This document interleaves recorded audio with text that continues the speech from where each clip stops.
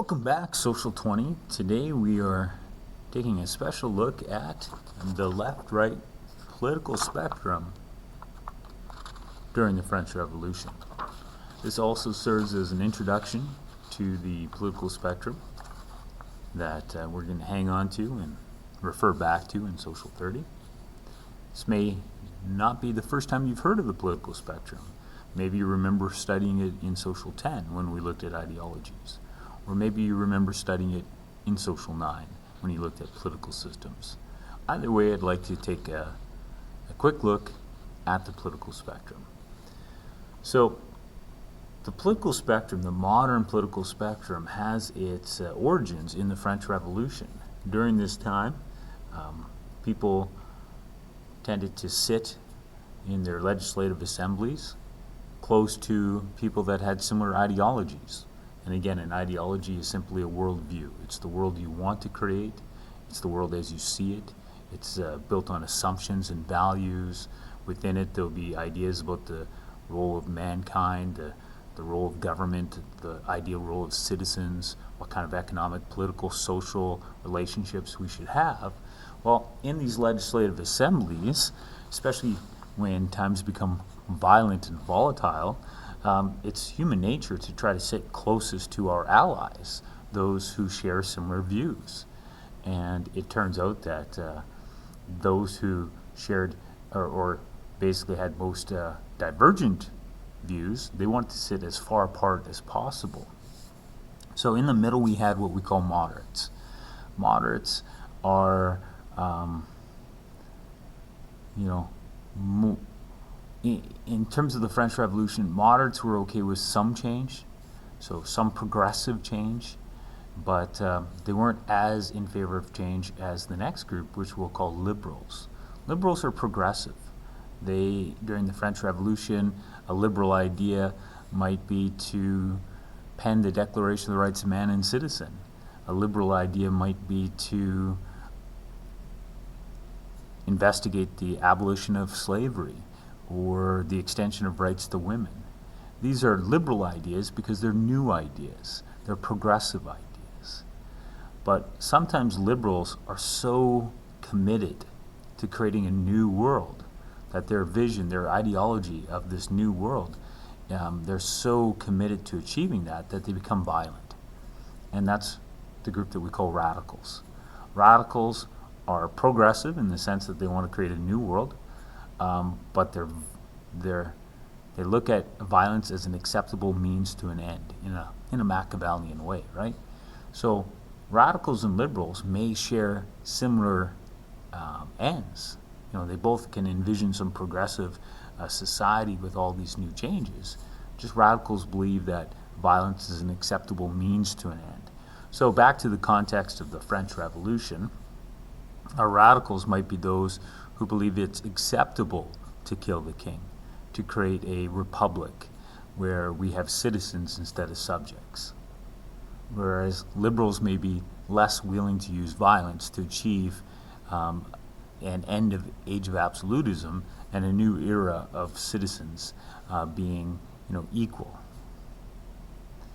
Now, we do have some people that are more attached to the status quo. And the status quo in 1789 was the old regime. But let's look at the political spectrum from the lens of, say, 1790 or 1791.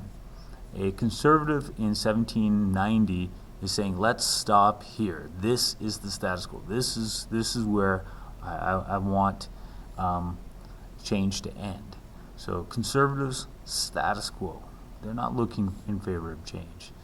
But sometimes we'll have a group that is so conservative, they don't accept the status quo anymore. They want to go back to a previous order. They want to return back to a glorious day. So maybe in 1789, they look at King Louis XVI and they're like, oh, this isn't my guy. I would rather go back to a king like King Louis XIV, the Sun King, much more powerful absolute monarch. So a reactionary is someone that wants to go back.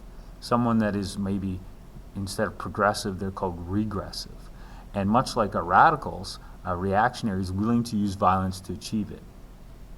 back to the context of the French Revolution, we'll have radicals like Robespierre, Danton, de Moulin that are using violence to create a new republic, and we might have reactionaries that, in the sense of the French Revolution, are counter-revolutionaries that are trying to bring back the old regime. Bring back the old regime. So I also have a quiz here, a quick quiz. There's only 8 questions on it that are going to test you on these concepts. And one aspect of the quiz is to be able to read a position and put it on a spectrum. So position 1 is willing to change the existing system through progressive reforms. So they're looking for change, and they're saying we're okay with this change being progressive. So that sure sounds like a liberal. Change through the existing system. No use of violence, right? Remains optimistic about people's ability to solve their own problems, faith in human reason, basic equality, respects the concept of law, and attempts to change it through legal means. So that's an example of a liberal position. Supports policies that will return society to a previous time. As soon as you see that idea of return society, you start thinking reactionary. Proposes retrogressive or regressive change to the status quo. Sure sounds reactionary.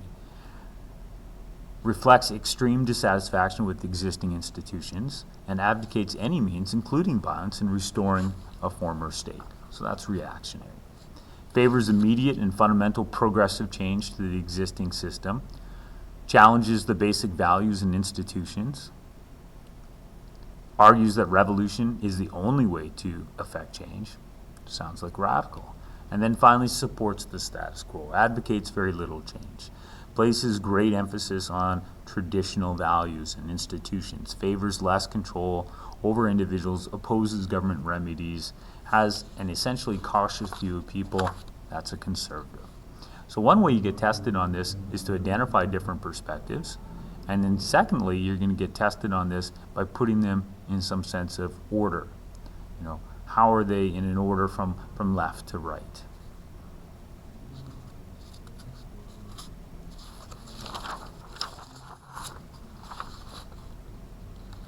So an individual's position on the spectrum, what is it determined by?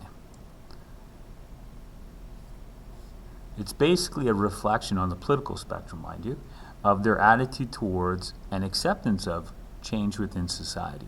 Are you in favor of no change? You're probably a conservative.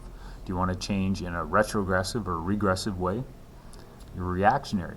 You're in favor of change, progressive change, but not violently in favor. You're liberal. You're violently in favor of change. You're radical. So central to an individual's position on the spectrum is how do they feel about change? What's their attitude towards and acceptance of fundamental change in society? The extremes, the radicals and reactionaries, although they're trying to push society in opposite directions, they do share a belief that violent revolution is or may be necessary to make society better. So sudden change is necessary. So it's not a last resort, but substantial change is necessary for society to move in a desired direction. They just can't agree on which direction that is. But substantial change is necessary for society to move in a desired direction. Radicals, reactionaries, they would agree, but they would disagree on what that direction should be. So we're going to return back to the political spectrum next year in Social 30 as the beginning of the course, and then as we study political systems and different philosophers, we'll be adding to our understanding of this spectrum. But it's a great opportunity in the French Revolution to introduce it, because this is really the origin of the modern concept of the political system. So we'll end the video there.